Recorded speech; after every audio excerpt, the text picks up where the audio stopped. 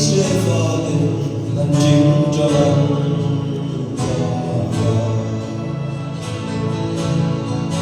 giờ quay từ tên lim là sẽ tu ra anh nghìn ai đó đi rằng qua em tiếng nghe đang bỏ là cần sắc thế nhân phần đá đô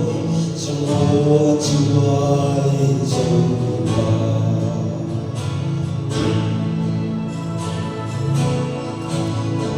rong tung lệ vang tin phá ra mặt sổ và tuy cơn mây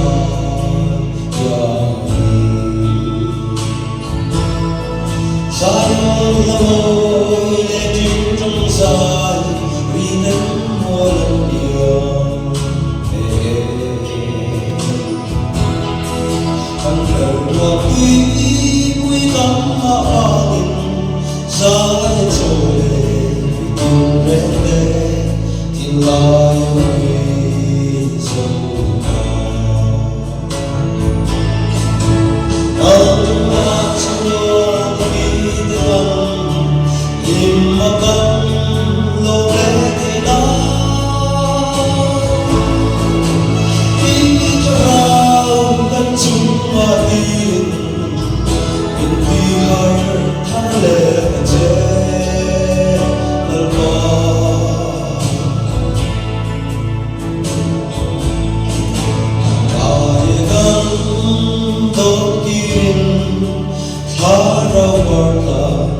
dài căn phố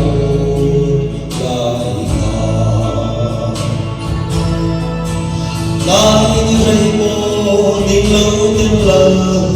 Phật giá là mình cầm lệ hề nhà hát chúng tí yang lâu mà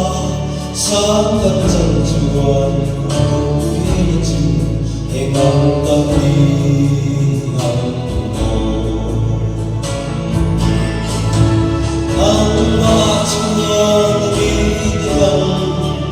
tìm mà cần lâu lẽ thì đang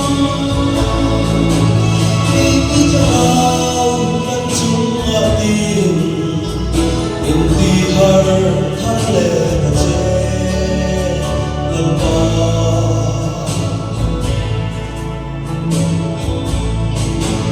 lần đi xuống lâu lên lệ là cần gì mà hiểu thu tay cài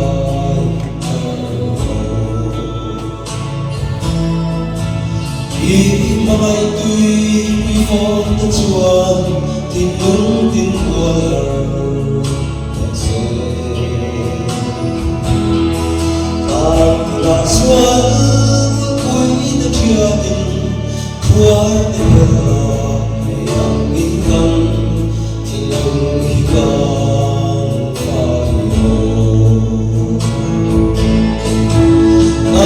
mà chuan đi từng tìm mà cần lo lẽ thì đó đi cho nào cần chung mà tin đừng đi hờ tháng lệ chê lần qua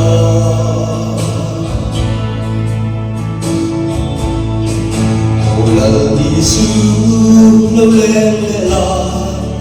cần gì mà hiểu thu tay cài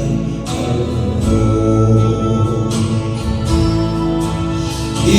mai tuy quy phong để chuan thì lúng tin của hờ sẽ làm là xuân cuối đã chưa tin của là ngày nào in cần thì đừng hy vọng phải